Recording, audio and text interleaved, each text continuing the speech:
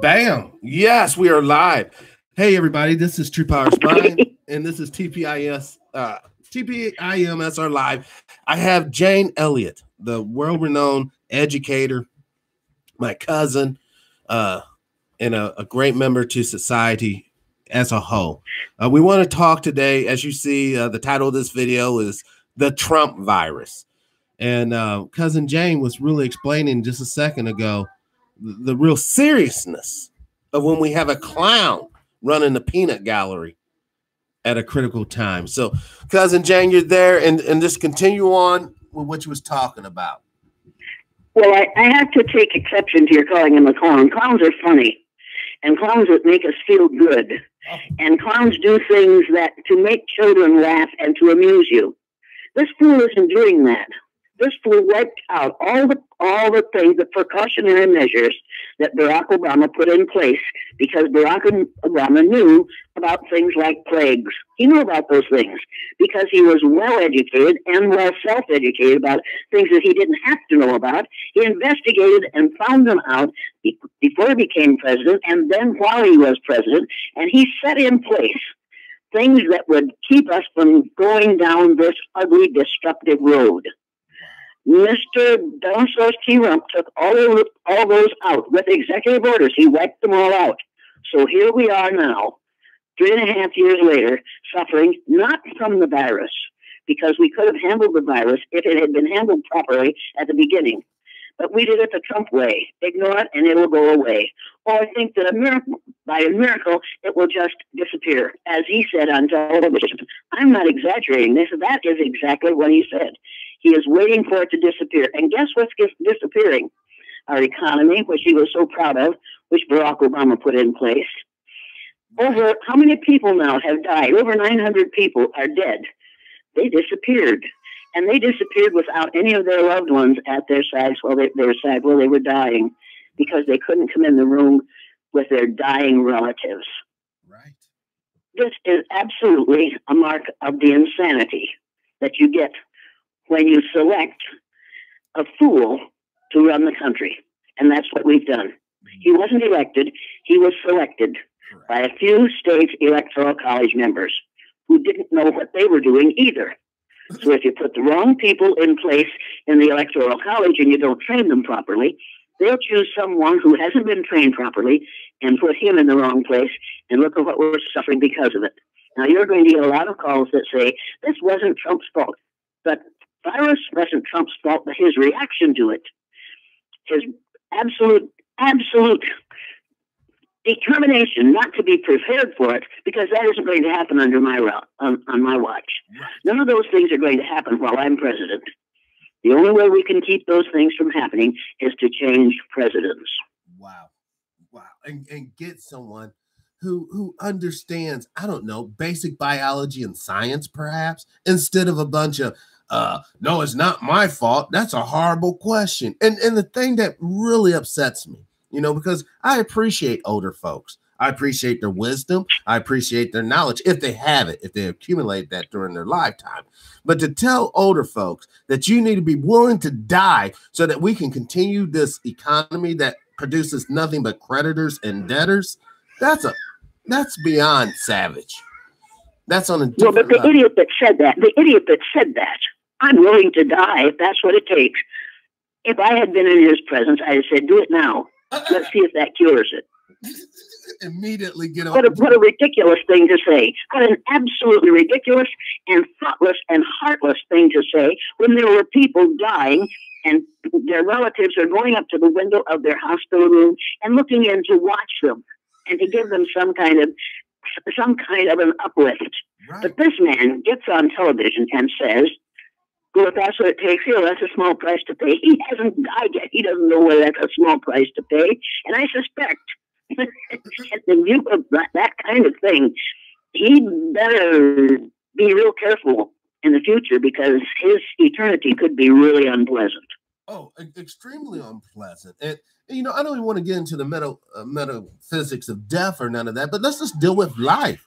You know, I've heard so many people when Trump was being elected, oh, he's a billionaire, he's going to change the system. And I thought to myself, you know, that's like giving the keys to an orphanage to a known pedophile, thinking that he's going to go in there and do something different than all the other pedophiles before him. And that's not the case. Trump is a businessman. He loves business. He does not love you in your little trailer or your little home in suburb or rural America. He loves corporate shakers and movers. That's why corporations are going to get billions of dollars, and American people might come away with a couple of thousand during this terrible time. Together, you're giving him altogether too much credit and too much position and too much status. If you compare him to any president before him, other than perhaps Hoover, there is no comparison. There is no way you can compare this person to any intelligent member of Congress or former president, because he is truly incomparable. And that is not a compliment. His ignorance is legendary. I've never seen anything like it. For him to stand up and say, I'm not responsible for any of that. What does he think the presidency is? Is it just a better opportunity to take advantage of the taxpayers and take the money that should be going to the taxpayers to buy some more, to put up some more golf courses where they aren't wanted? The people in Scotland are furious at what he did to the environment with his next golf course. Wow. The whole thing, he is such a, let's talk about something important. This man is not. And after he's gone, the kinds of things that he will have such a teeny tiny place in history that people will try really hard to forget that he was ever president of the United States. The 30% of the electorate who approve of him are really not thinking because they don't dare. Wow. If you haven't read the book, When at Times the Mob is Swayed by Newborn, get it and read it today, because then you will find out that those of us who were alive when Hitler was trying to run the world recognized the Hitlerian aspects of Trump's attempt to govern. And if you read that book, in which it says that beside his bed, he had a bedside table with a locked drawer in which he kept Adolf Hitler's writings, you will realize that he is patterning his governing on what Adolf Hitler did. Now, if you aren't frightened by that, obviously you might not be, because you probably only studied maybe a half a page in your social studies text described the Holocaust and what Hitler did. If you don't realize what Hitler did, you won't recognize what this man is doing. Right. But to call this person a man is the first mistake we make. He's a boy grown tall. He's a case of arrested development. He never got past the child and parent ego stages. He never got into the adult ego stage, and he isn't going to, because he doesn't know how. Right. And I just said we were going to talk about something else, right? Well, let's do that. James, shut up. Yes, let's talk about, as an educator, what type of tips can you give parents out there who are, basically dealing with their children 24/7 now, when they used to not? They used to have the pit break of school or after school activities. What type of maybe impromptu curriculum or some ideals you can give parents to keep their children, psychologically engaged with the process of learning? If we could bring back Mr. Rogers and Captain Kangaroo and Mr. Green Jeans, if we could bring those back into these little kids' vocabulary and into their environment and onto their television sets, if we could do that, or if we could just wipe out everything. Marshall McLuhan told us, be careful with this television, it will ruin your minds. And it has. We don't insist that people read anymore, because we can set our kids in front of the television and they can be entertained by that boob tube all day long. That's scary. When my 2.5-year-old great grandson comes to my house, he's running around and tearing around, and immediately when his dad's with him, he says, you want to see Mickey Mouse? And he puts him on the couch and the kid watches Mickey Mouse. The kid can recite the Grinch. Wow. He shouldn't be able to recite the Grinch.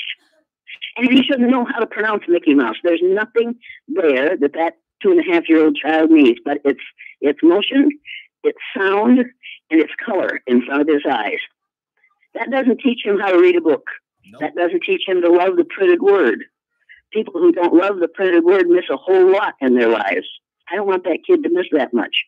I'm going to lay in a supply of little kid stories. I'm going to insist that if you want to run, you can run, and then you're going to sit down, and I'm going to read to you. And we're going to look at the pictures, and I'm going to show you words, and I'm going to insist that you become a lover of books instead of a lover of the screen. Most of our kids today are screen addicted. Yes, they are. Because most of our parents... They really are. And so are their parents. That's what I was about ready to say. We grew up watching the Jetsons, watching the Flintstones, watching G.I. Joe, whatever. And you know, it might be one of those generational things. You know, it started with grandma and grandpa, you know, mom and dad watch TV, and then their children watch TV. And now this generation, you know, they're all but connected to the TV. I'm shocked that we don't have chips yet we can implant in people's heads and then get the signal beam right to their cerebral. But well, you go out to dinner in a restaurant, which you can't do now. But when you did, next to you, at the table next to you, would be a family. Each of them with a cell phone in his or her hand and either talking on it or playing a game on it. Right. Now, they aren't having a dinner together. No, there is no togetherness in that situation because each of them is in a different place. That's not what togetherness is. That's not what going out together with your family is. That ought not to be how you spend the vast majority of your time in your home.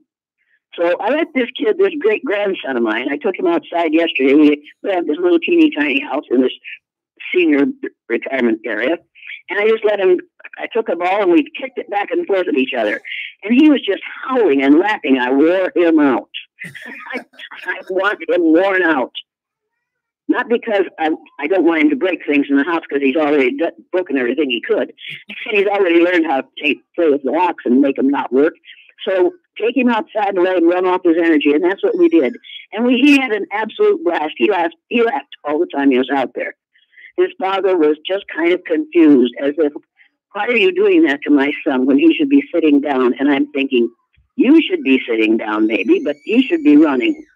You know, speaking of that, do you think because of our schools are designed to where, you know, young boys who have a lot of energy must sit down and for, you know, 6-something hours a day, do you think it would be better for our educational system, not the indoctrination system we have, but we had a true educational system that maybe outside classrooms would be, you know, instead of doping these kids up with ADD drugs, have outside classrooms where they can stand up, get fresh air, run around. You know, I mean, obviously it has to be in some sort of a situation where if it rains, they won't get wet or snow and all that stuff. But I think there's something to be said for physical activity, especially in this day and age where people are quite literally couch potatoes.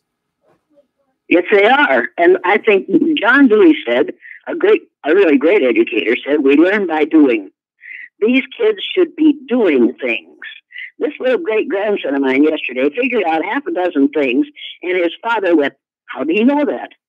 I said, because he figured it out all by himself. Look at him. And he was figuring out how to do some things that he shouldn't have been able to do at the age of 2.5.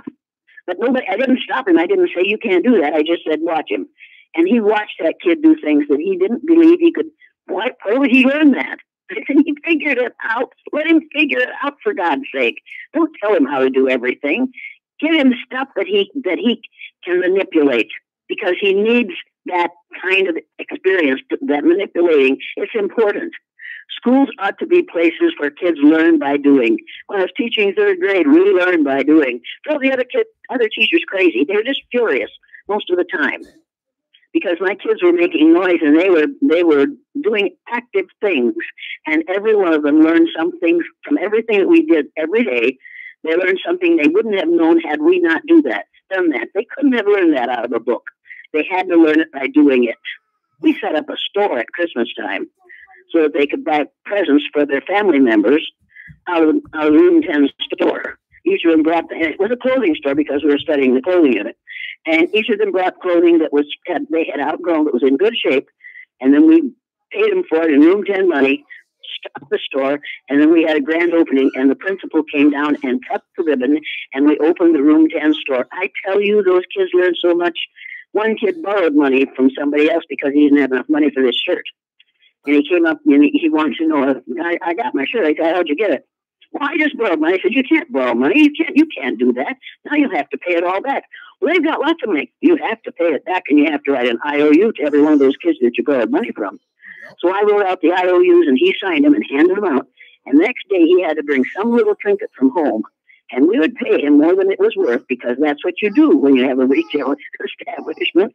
We paid him what it was worth. And finally, he got it paid off. He said, no, I got all those loans paid off now. I said, well, are you happy? He says, no, I'm not. I said, well, think how happy you're going to be when you wear that shirt at that wedding. Well, I still don't have any money. Did you learn anything? Yeah, what'd you learn? I'm never going to borrow another dime again as long as I live. I said, that's learning. I was just absolutely delighted. Another was we had to start a bank because they were afraid somebody was going to steal the money out of their desk. So we started a bank. They put all their money in the bank. One of the kids wrote a check for something he bought. And the one who was the teller at the bank said, he wrote a bad check. I said, well, then we'll have to start a jail. And he said, I got more money. He jumped over desks to get to his desk, to get his money out of his desk, and he put it in the bank. Then he came up gasping. He said, Miss Sally, I just learned something. I said, what'd you learn? I learned what my dad means when he says he has to beat a check to the bank. I said, that's exactly what he did when he had to beat a check to the bank. He had to get there before that check came in. He said, boy, I learned a lot today, Mrs. Elliott. Wow. Now, that's called active learning. Right. That's critical thinking skills. What you're describing is the foundation of a being able to critical think. It starts when you're 2. It starts when you're young, manipulating those blocks, and then it should develop as you get older. But it almost seems when we send the children to the public schools, that's when the critical thinking stops and the indoctrination kicks in. That's when you just sit down, shut up, and follow instructions. You don't need to think. That's when you learn to be controlled instead of learning how to control yourself. Correct. See, we need to be teaching, instead of teaching the 3 R's of reading, writing, and arithmetic, and only one of those words begins with R, which really irritates me. Instead of teaching the 3 R's of reading, writing, and arithmetic, we should be teaching the 3 R's of rights, respect, and responsibility. Correct. Now, our president has never learned those 3 R's, and he didn't do well at reading and writing. He has never learned the 3 R's of rights, respect, and responsibility. And he proved that when he said, I don't feel any responsibility for this at all. I'm not responsible for this. Wait a minute. If you can't take responsibility, you had best not get into a position of leadership. Correct. Leaders are held responsible for what happens to the members of their group. But, and that's what my 3rd graders learned, because we set the room up in rows, and everybody was responsible for making the best thing happen for their row. They just worked their little tails off to get points, so that at the end of the week, the row with the most points got into the grab bag. The other teacher said, you're bribing those kids. I said, wait a minute. Do you get a check every month? Well, yes. You call that bribery? No, I work hard for that check. So do my students work hard to get into the grab bag. Wow. Well, that's different. I said, yes, it is. My kids are working hard, and they get an immediate response to their work. Right. And if they don't do the work, they get an immediate negative response to that. They learn the value of hard work, and they also learn the value of competitive, considerate competition, cooperative competition. They cooperated with one another to compete with other kids in the room, other rows in the room. And then the next week, the rows changed, and you might have, as a row leader, someone who was in the other row. Now you're a row leader. You learned to compete cooperatively. It was absolutely remarkable. And I learned that from a woman, Hazel Grant, my critic teacher in Independence, Iowa, when I did my student teaching. I'll never forget it, and I've never forgotten it. It's absolutely remarkable. Everybody should be doing it in classrooms all over the United States, because kids learn to cooperate and compete cooperatively. Well, here's another exercise. Have you ever done anything with the children pertaining to delay gratification exercises? You know, similar to the marshmallow exercise down in Australia, where they put the marshmallow in front of the child. Wait 5 minutes, you'll get two, but if you eat it now, you only get the one. No, and I don't know what you're talking about. Oh, well, there was an experiment. It was hosted by one of the think tanks in Australia, trying to teach the children delayed gratification skills. So basically, the experiment starts off, you bring the child into the room, set them down, and you put one of those big marshmallows on the plate. And you tell the child, I'll give you 5 minutes. And if you can hold out for 5 minutes and not eat the marshmallow, then you'll get two marshmallows. And the person would leave the room and they'll just watch the child behavior. And the study showed that the children that were able to withhold the drive to get the marshmallows and actually receive the second one, they followed them throughout life. And their lives turned out considerably different than the ones that would just gobble up the marshmallows, the ones that did not have no delayed gratification skills.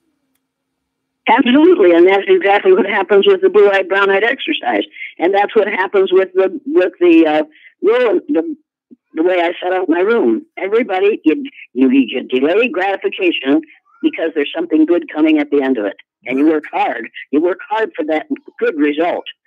Kids ought to learn how to do that, and they ought to be encouraged to do it.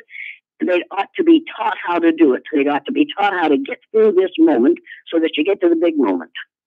Right. But see, we're living in such a fast-paced, world that, I can't even stop to go into a restaurant. I got to go through the drive-through, or I can't stop to figure out the situation. I just got to push forward and hope and pray that it's going to work out a certain type of way. It's like everything we're talking about is essential in order to build a legitimate plan.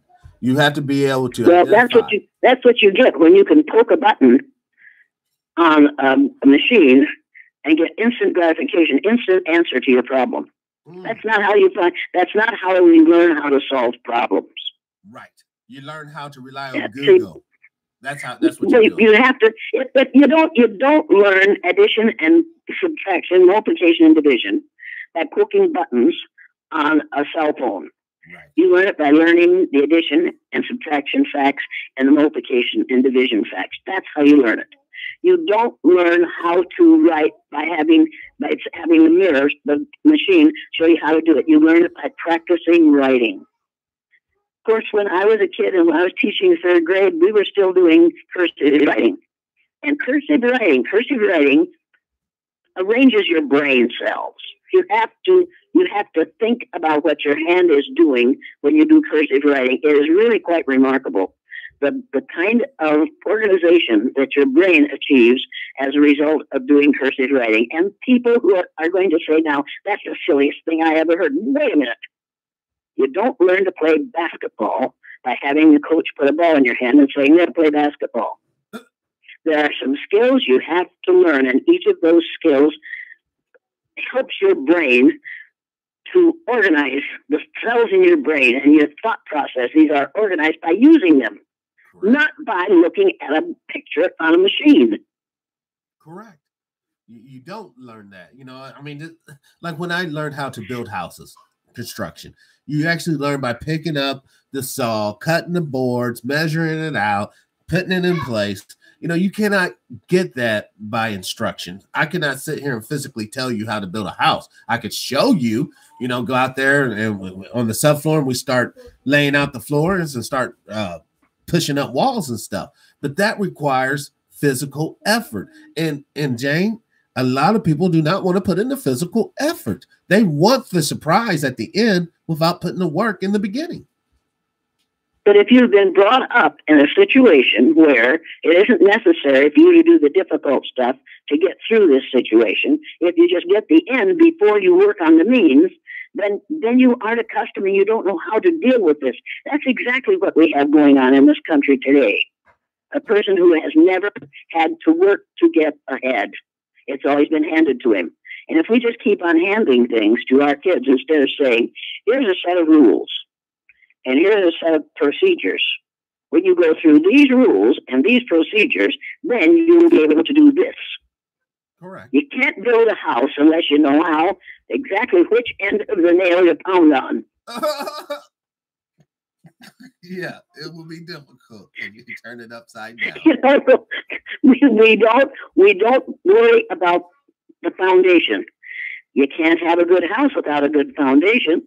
We ought to be putting a better foundation in our students in the schools than we have been recently, than we are today. It's it isn't worrisome to me because I'm not going to be here to watch it.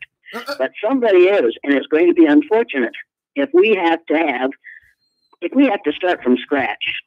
And all we have to do that building are people who have never built anything. And that's what we're talking about. It's as if our society is being deconstructed right before our very eyes. And what I mean by our society is that you know that this nation is basically made up of individuals who should have some sort of root common belief, whether it's a belief in government or religion or whatever. But we don't even have that. It's like we have a situation right now where, you know, the nation's economy is being drastically impacted by this virus. But at the same time, there is no hope of reconfiguring the system, as it were, because we had problems in this country before coronavirus. It was called racism. It's called misogyny. It's called people hating LGBT community. We had these problems, and we're not dealing with those root issues. The foundation of the country. But you see, what it's really called is ignorance. Wow. All of these are the result of ignorance. People who don't study the past are doomed to forget the mistakes that were made in the past. We should have been past racism by now. We should have studied where it started, when it started, how it started, and how ridiculous it was, and what a lie it began with. If we had learned about the lie and then refused to perpetuate it, we could have stopped this at the very beginning. But when people were building this nation, they didn't have time to stop and think. They had to work hard to live through the winter, certainly in Northeast Iowa, where I lived in the wintertime, in the summertime. They had to think, and they had to be busy, and they had to make it work. Right. We have now people who have never had that experience. That was what was fun about teaching in Riceville, Iowa, which was a farming community. Those junior high kids, when I went up to junior high, I knew that those junior high kids knew more than I did. How? Because every one of them had worked on a farm in order to make that farm a success. The best thing that can happen to a kid is what happened to me. He raised in poverty and have to work in order to get ahead. I mean, absolutely have to work. And I mean work. I don't mean sit at a desk and pretend. I mean, you had to work in order to make that farm productive enough to feed 7 children and parents. You had to work. Yes. And these kids in Northeast Iowa had to work so that when they came into junior high, oh my, they could describe what you should do to grow a crop, how you should harvest it, what you do after it's harvested, how you keep it from being spoiled when it's in the field or when it's in the granary, how you deal with cattle and animals. It was like they were teaching me every day. And every day they looked at me like, well, didn't you know that, Mrs. Elliott? And I'd say, no, I didn't know that. I was raised on a farm, but I'm a girl. I didn't get the same education that my brothers did. They said, well, you ought to know this, Mrs. Elliott. And then they'd tell me what they knew. It was like, oh, my God, I should have been out in the field with my father. Right. Getting that knowledge. I would have learned so much more than I learned in the house with my mother. And that was a part of the dynamics of keeping a woman underneath the thumb. Underneath, you can't go out and make it because you don't have the knowledge. You'll literally die from lack of knowledge. Well, I knew farm women who knew everything those boys knew because they were out in the field beside their husbands. There it is. So I can't blame what she didn't know on the society. That's what she chose. Other women chose it that took a different path. And they knew more than I did, too. And they knew more than I did. You're lucky if you're raised by people who have to scramble to get ahead. Right. Because you watch them scramble and they make you scramble too. So it becomes a family project. That's what farming is. It's a wonderful way to raise children.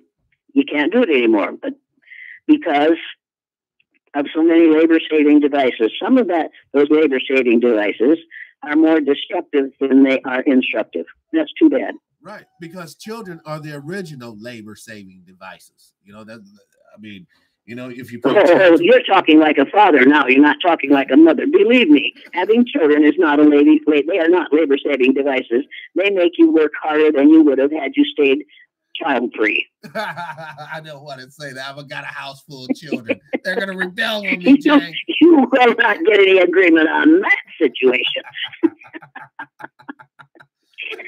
But, only a man would think of children as a labor-saving device.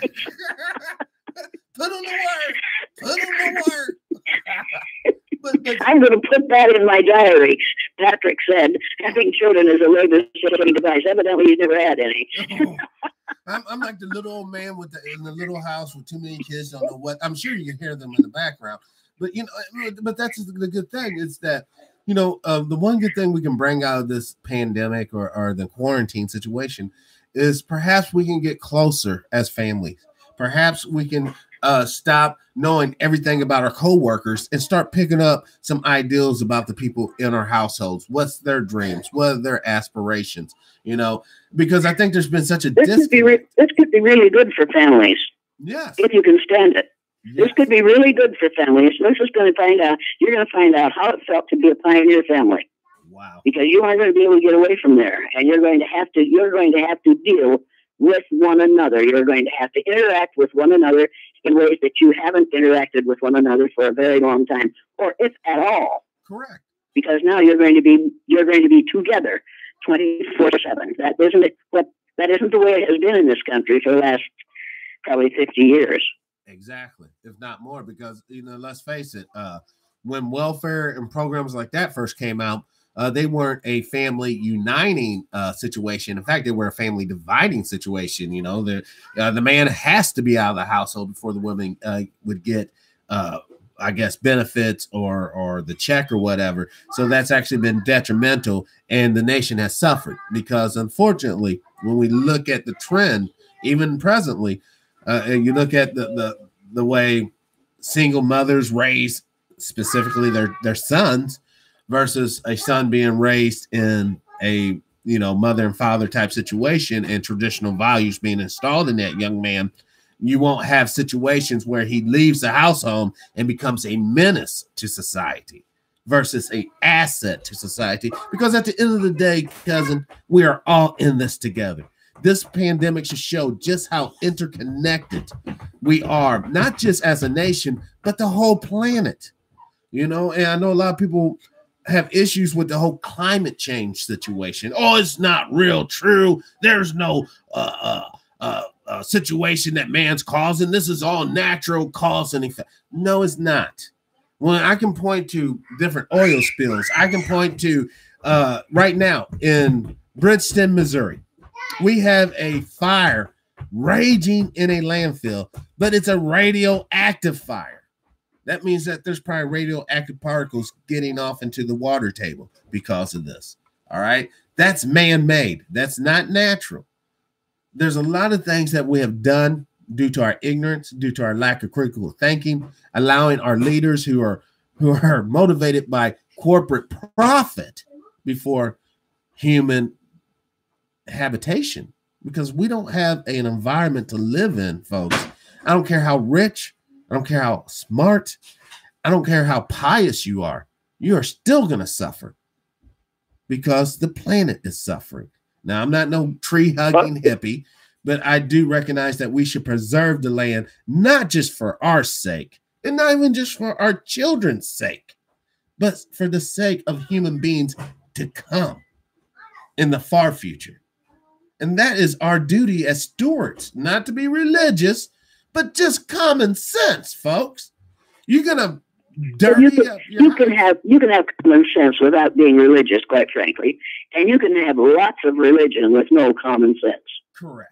Unfortunately, the two are not mutually exclusive, but neither is one absolutely necessary for the other. People need to read Frank Schaeffer's books.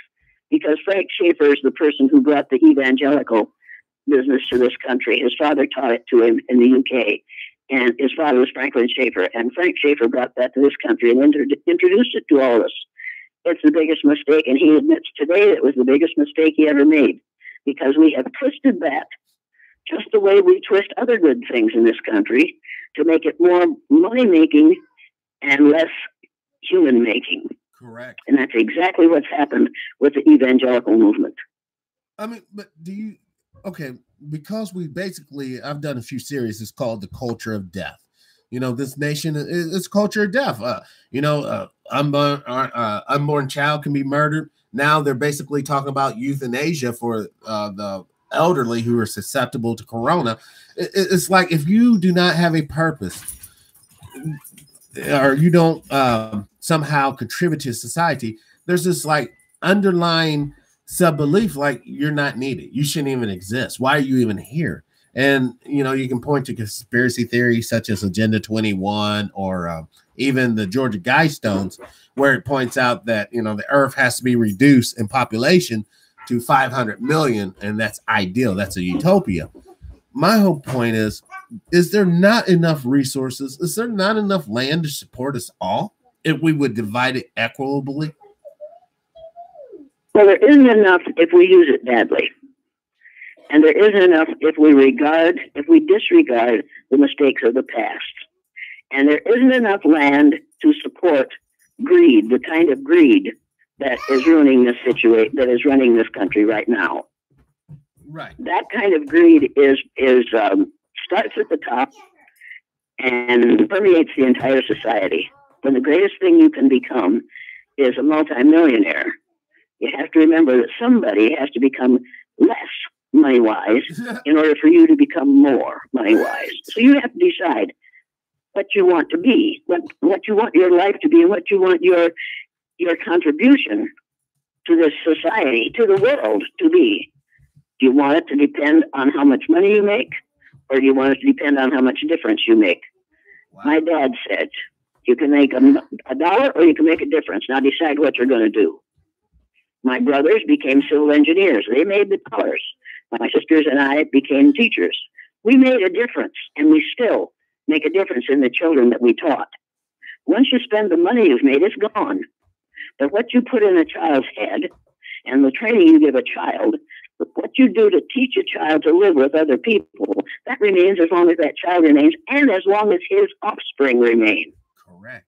Because it is generational. We forget that, as far as I'm concerned, education is the most important enterprise in this country. But I mean education in which you lead students out of ignorance, and they go home and lead their parents out of ignorance, and their parents accept that leading and say, you're right, we aren't going to do that again. That's the kind of thing that ought to come out of a classroom.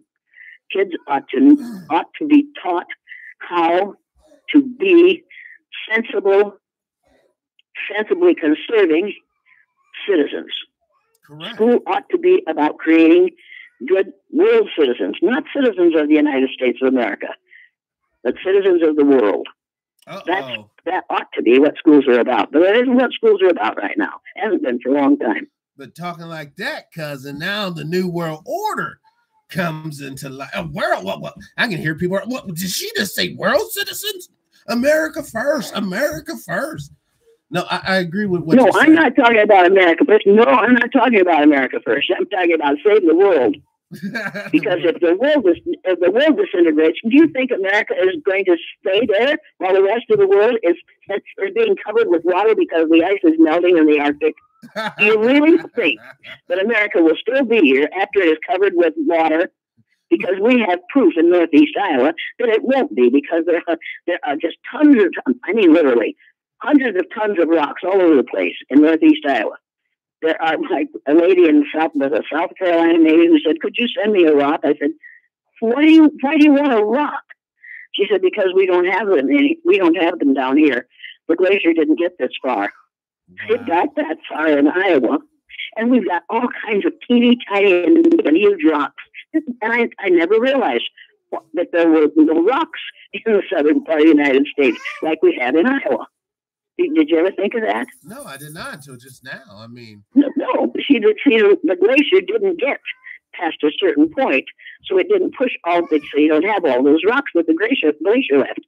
Iowa is just a field of rocks. It's wonderful. It's wonderful, the kind of rocks you pick up in Iowa. And if you look at it and you think, now, where would that have come from? And you realize it's because of the glacier. These things happen periodically, yes.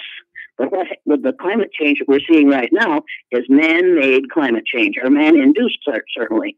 But now, and we would have a better chance for a longer future if we would put back on the regulations that Barack Obama and other people like him put on to save the water and save the land and save the quality of the air.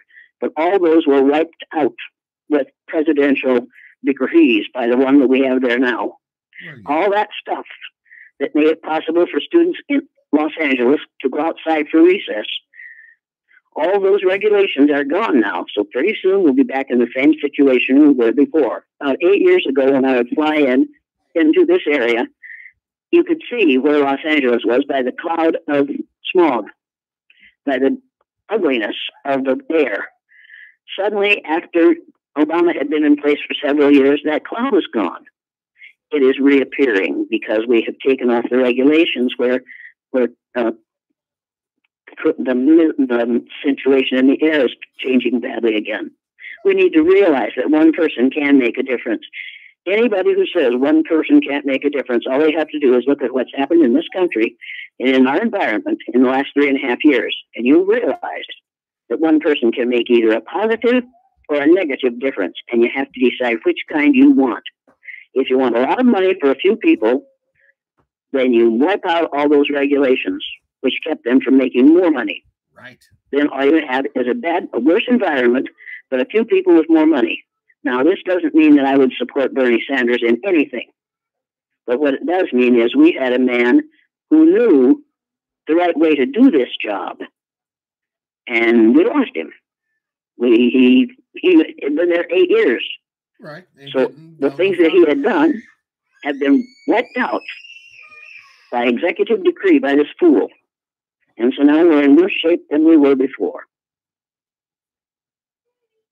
You know, the thing with when we're talking about Barack Obama specifically, the problem that a lot of folks had with Barack was that from the African descendants of slaves point of view, he did nothing for us. I'm not gay, so you know the Gay Marriage Act didn't really help me, nor did the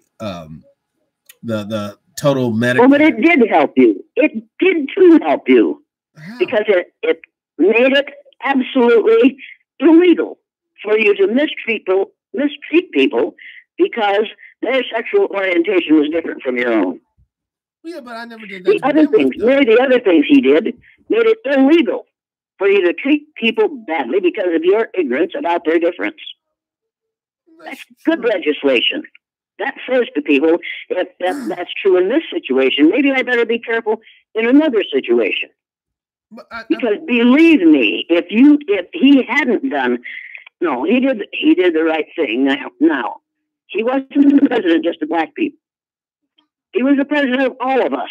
Correct. But this man is the president, in his mind, of only white people. Wow. And what he doesn't realize is there is no such thing as a white person. The only white people on the face of the earth are people who are albinos. Correct. Whose bodies do not produce enough melanin for their skin to have color, their hair and their eyes to have color. And if you haven't seen that thing on Google Tanzania, and look what happens to albinos in that country, it is just terrifying. But you see, people, we have believed the myth of whiteness for long enough now. It was about 550 years ago that the idea of different races was introduced into our society. It's a stupid idea. It's an ignorant idea, and it isn't true. It isn't a myth. The myth of race isn't a myth. It's a lie. There's only one race of people on the face of the earth, and that's the human race. Right. And I suspect I've said this to you before, but I will say it every time anybody asks me a question. You're going to get this as part of the answer. If I would trace my DNA back far enough, I would find a percentage of my DNA came from a country in Africa. And that is true for every human being on the face of the earth. We are all members of the same race. Right. It's time to get past this idea. And when schools become educational institutions, which is what they were designed to do, to be educational, they will teach students that there's only one race. And we've got to get that into the heads of people who are running this country, who are running the schools, who are running the states, who are running the counties, who are running the home. But we've got to get that into people's heads. The people that you mentioned benefited off this ideal race. That's why they're in the position they're in today, because grandma and grandpa, who profited when other segments of society legally could not profit, were able to pass that wealth on down. The reason why Trump is who he is because he got a loan from his daddy.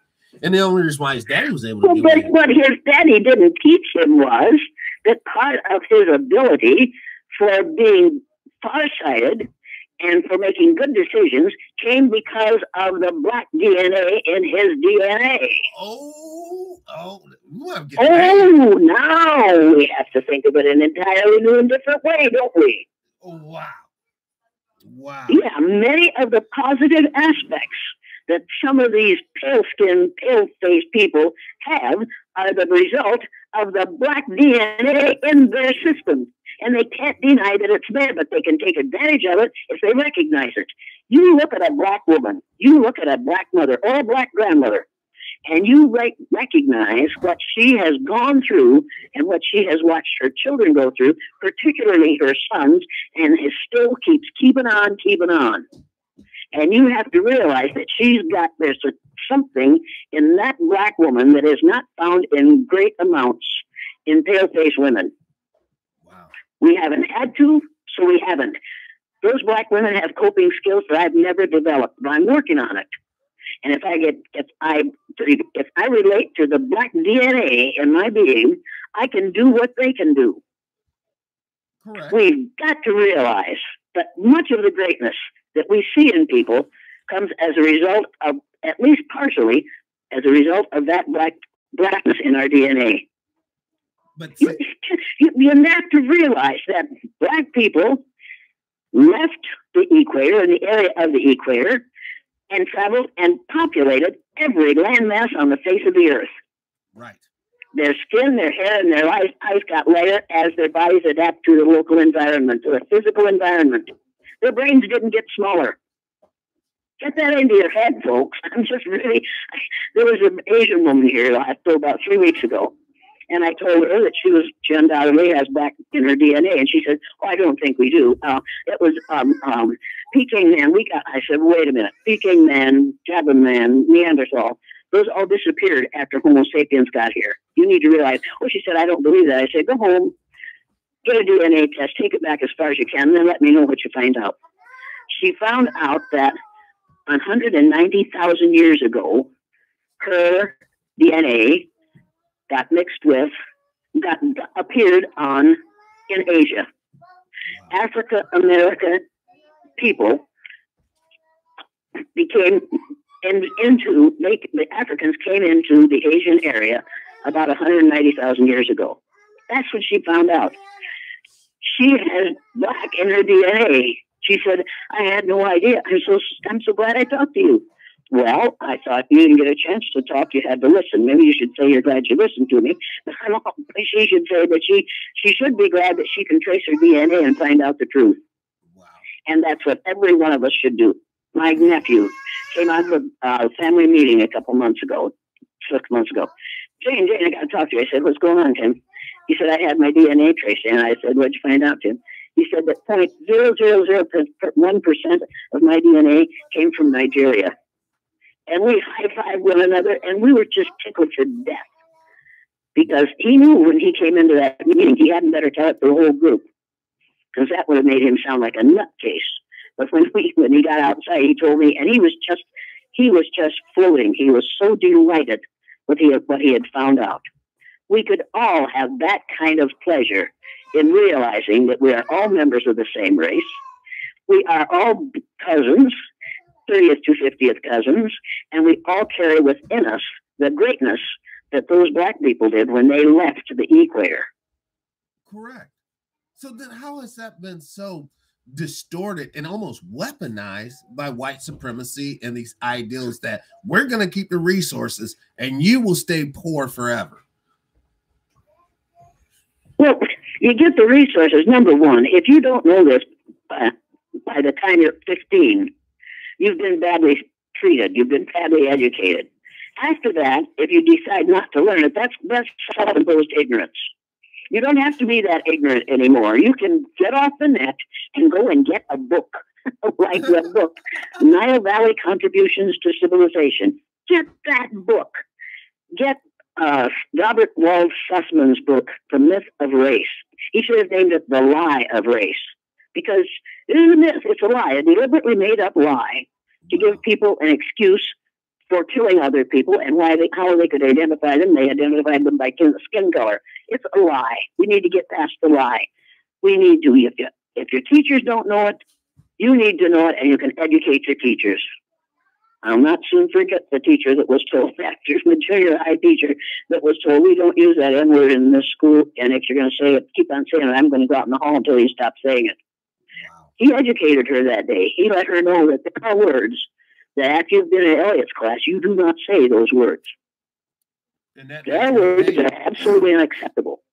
And if these kids learn that in kindergarten, first, second, third, and fourth grade, they can go home and tell that to their dads. And that's exactly what my kids did.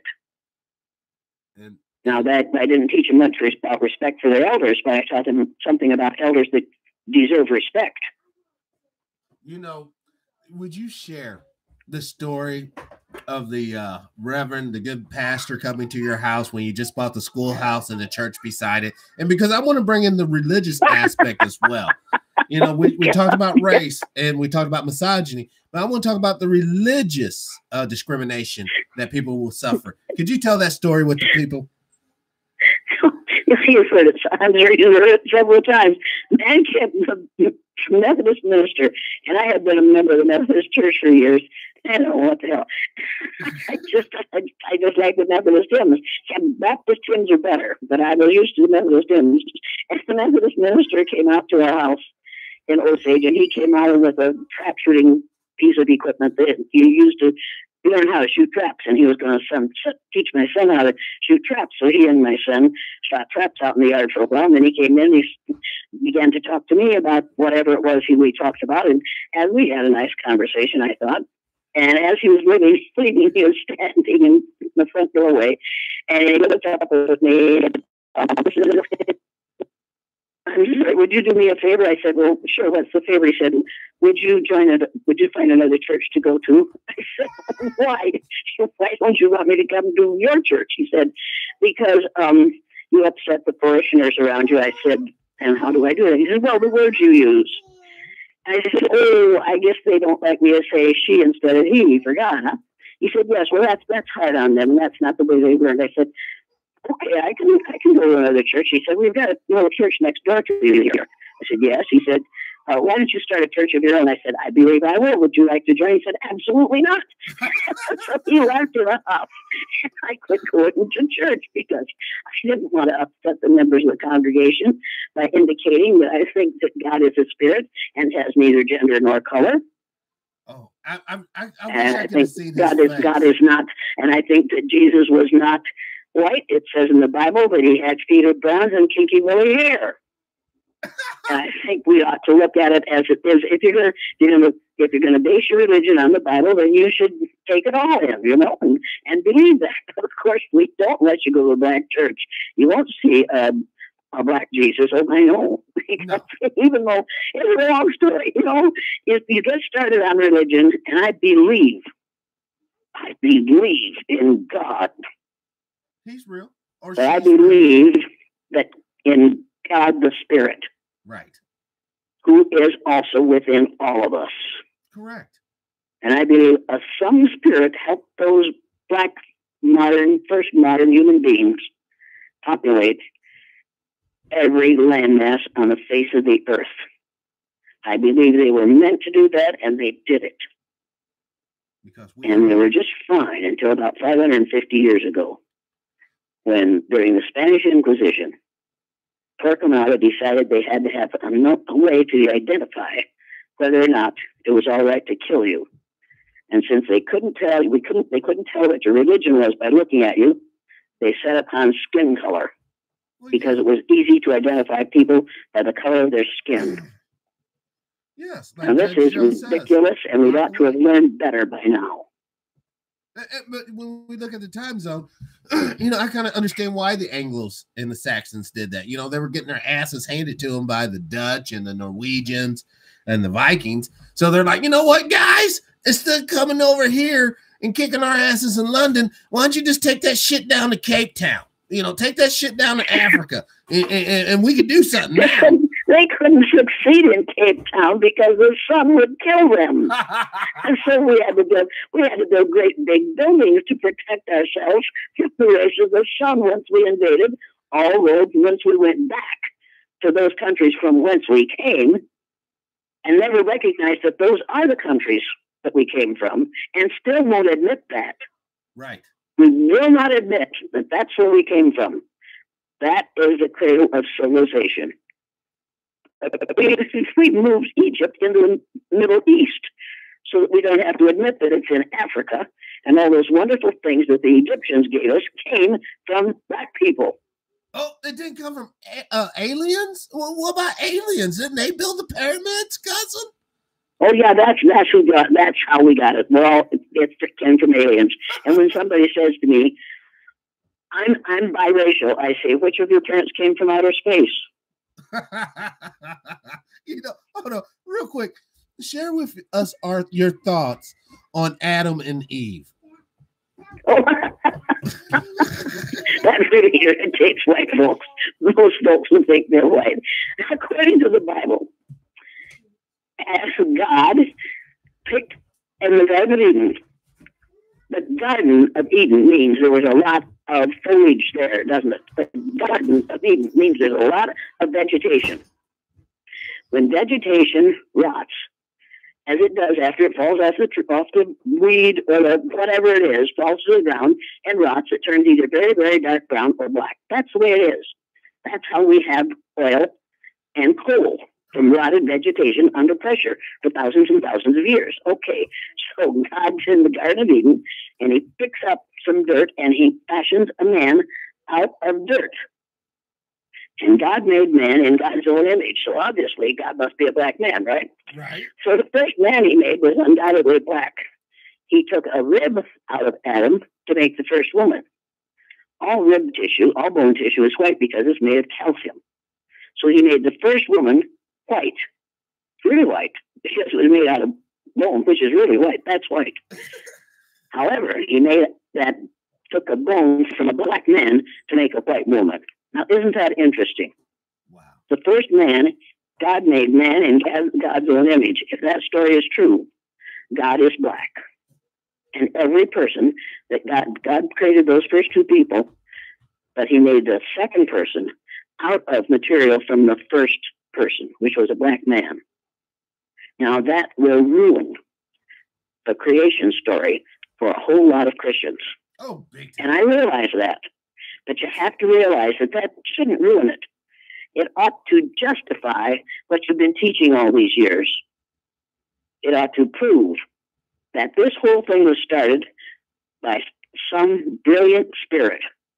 Right. And started deliberately to see to it that we understand that we all came from the same place. We're all members of the same race. You can have different faces. You can have different faces, but you don't have different races. Right. And all blood is good blood when you're sitting there on the gurney and you need that blood transfusion, unless you're a Jehovah's Witness. But you need that blood transfusion. You get blood from red, yellow, black, brown, white, whatever, skin designation. But that lifeblood. But leave the word white out of there. Leave the word white out of there and turn it into light instead of white. Because you don't have white people, so you can't have white blood. Get over it. Wow. We've got to drop the word. You see, we're using 15th and 16th century vocabulary to describe and solve 21st century problems. Correct. You can't do that. You can learn from those centuries, but what you ought to learn is how to do things better 500 years later. Yes. I don't know anyone who comes to any meeting that I have to speak to who comes in a carriage or by foot. You don't do nothing for the Amish. I don't know anybody who gets their mail from the Pony Express. The whole thing is just utterly, totally, entirely ridiculous. We should have grown past this, but we haven't. Yeah, but the reason why we don't, or we won't, I think it goes back to a lot of people, you know, they love mom, they love dad, they love grandma, grandpa, which were, you know, vicious racists. And then when they somehow keep but those people who love mom and love dad and love mom don't make their own clothes. Ooh. They don't knit their own sweaters. They don't have a last in their home so that they can make their own shoes. They love people, the kinds of people that your parents, your grandparents, your great-grandparents are, but they don't want to live that way. No, they don't. So don't tell me how much they love those older generations unless they're living like the older generations do. Come with me to the Mennonites and the Amish homes and see whether you really want to live that way. And, of course, they don't want to either now because they're using the same things, for the most part, that the rest of us do. Correct. But the women and the girls and some of the boys are still dressing as they did 400 or 500 years ago, but they're doing it on a tractor. Yes.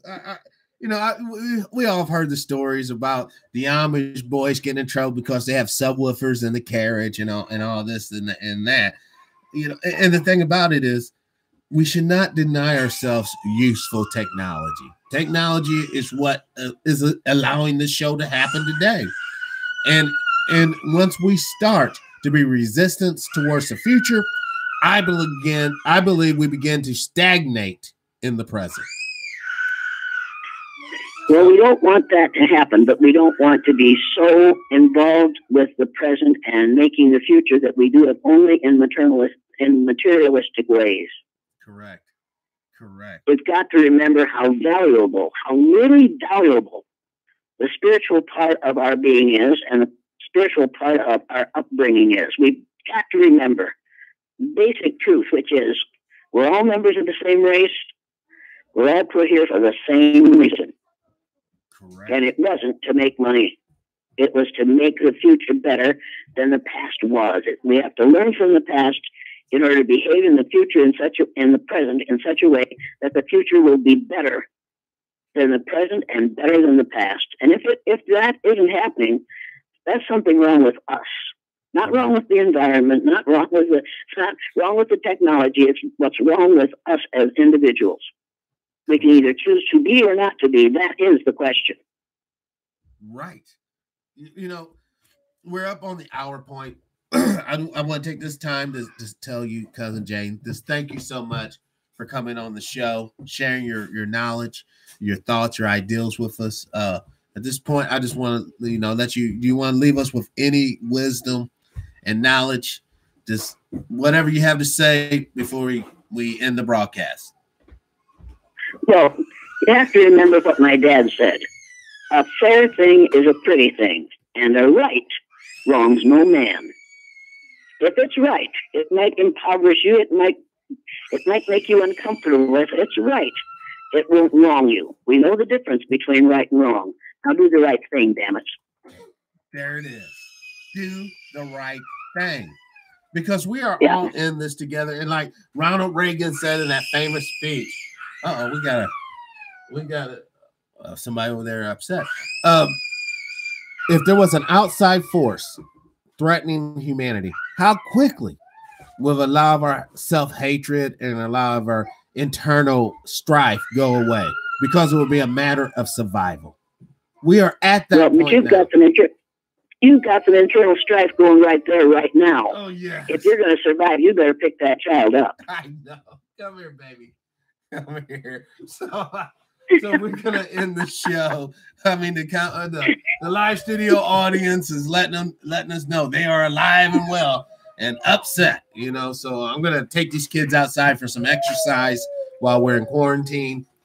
Thank God. And remember, it said in the Bible, a little child shall lead them. Those little children are going to lead you to a more comfortable existence for the next few minutes. You know it because she is upset. She's like, I ain't taking it no more. Like Aaron Russo said, I'm mad as hell and I'm not taking it no more. So, yeah, that's right. And he's starting out young. Good for him. Well, thank you, Cousin Jane. Just thank you for all the wonderful work and all the education that you've provided to many of child and hopefully a few adults too in your time. And thank you for calling. You're welcome. Welcome. Talk to you later. Okay, bye now. Bye now. We're almost done, baby. Almost done. Then we'll be going outside and doing something fun. Hey, everybody. No, not ride your bike, but everybody, I just want to say thank you for watching the program today. Hopefully it gave you something to think about, something to research, perhaps. Love your children, instruct your children, guide them, help them to become critical thinkers. So as always, live your life of integrity without hate, envy, or greed. As always, brothers and sisters, please, let's try to be kinder to one another. Peace and power, unity and victory, dignity and respect, liberation. I'm out. Peace.